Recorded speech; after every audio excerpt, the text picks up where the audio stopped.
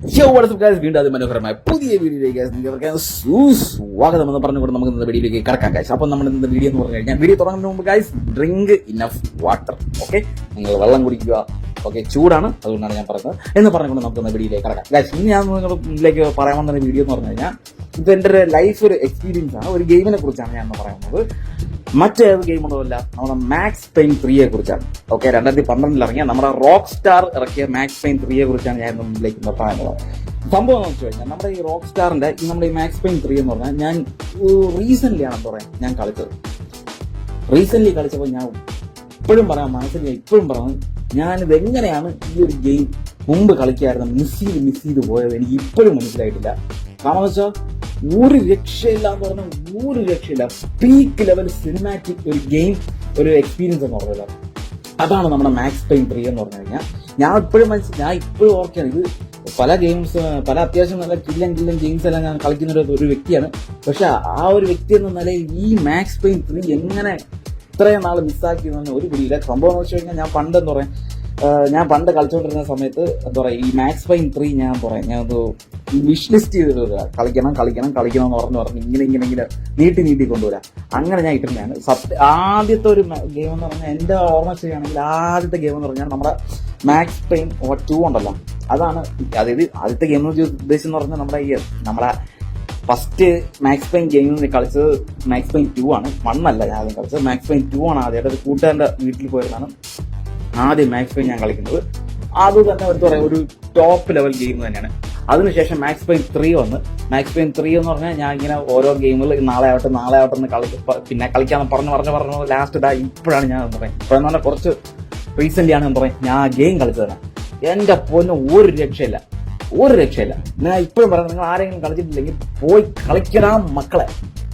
പക്കാ ഗെയിമാണ്, പക്കാ കിടിലൻ ഗെയിം. പിന്നെ നിങ്ങൾക്ക് GTA 5 ആയിട്ട് ഒരുപാട് എന്താ പറയുക സാമ്യതയൊക്കെ തോന്നാം.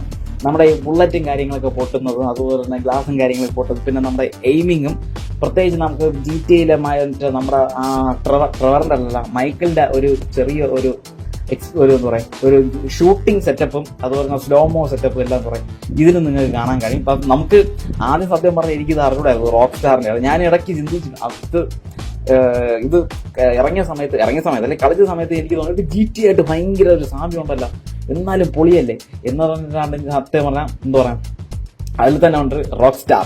പിന്നീട് എനിക്ക് കത്തിയത് അത് രണ്ടും റോക്ക് സ്റ്റാർ അല്ലേ, പിന്നെ ഇത് രണ്ടുപേരും ഒരേ ഒരു ഗെയിം സെറ്റപ്പ് ആയിരിക്കില്ല, പിന്നീട് ഞാൻ മനസ്സിലാക്കിയത്.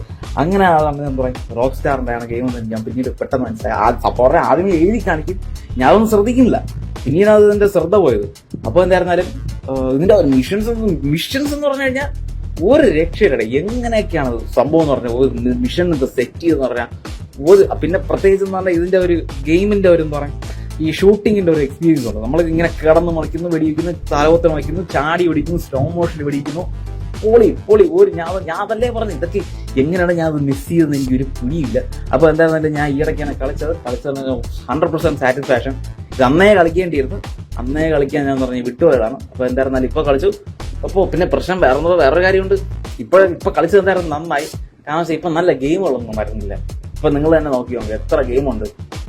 എന്റെ അഭിപ്രായത്തിൽ മര്യാദയ്ക്ക് തീർന്നുള്ള ഗെയിമും കാര്യങ്ങളൊന്നും അല്ല. പിന്നെ മറ്റേ ഈ മൈൻസ് ആയി ഇറക്കിയത് ഒരു ഒരെണ്ണം ഗെയിം വന്നിട്ടുണ്ട്, അത് 8 വരെ പൊട്ടിയെന്ന് പറഞ്ഞിട്ടുണ്ട്. പിന്നെ സാംസങ് ഏതൊരു ഗെയിം ഇപ്പോൾ വന്നിട്ടുണ്ട്, അതൊക്കെ നോക്കാം. എന്തായിരുന്നാലും അതും സാംസങ് കണ്ടിട്ട് വലിയ കുഴപ്പമില്ല.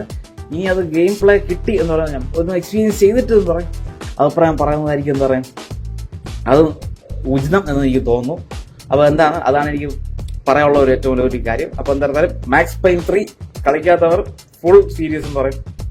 ഫസ്റ്റ് സെക്കൻഡ് എനിക്ക് തോന്നുന്നത് ഗ്രാഫിക്സ് ഇഷ്യൂ എന്താ ചിലപ്പോൾ നിങ്ങൾക്ക് ഫേസ് ചെയ്യേണ്ടി വന്ന ഗ്രാഫിക്സ് ഇഷ്യൂ എന്ന് പറഞ്ഞാൽ ഗ്രാഫിക്സ് കുറച്ച് കുറവാണ്. അപ്പോൾ നിങ്ങൾക്ക് അത് അയ്യോ ഗ്രാഫിക്സ് കുറവല്ലേടി എന്നുള്ളൊരു നിങ്ങൾക്കൊരു തോട്ട് നിങ്ങൾ ചിലപ്പോൾ തോന്നിയായിരിക്കാം. പക്ഷെ നിങ്ങൾ അതൊന്നും കാര്യമാക്കണ്ട, നിങ്ങൾ മര്യാദയ്ക്ക് എന്താ പറയുക മാക്സ് പെയിൻ എന്താ പറയുക കളിക്കുക. റോക്ക് സ്റ്റാറിന്റെ ഗെയിമാണ്, ഇപ്പോഴും ഞാൻ പറയുന്നത് റോക്ക് സ്റ്റാറിന്റെ ഗെയിമാണ്.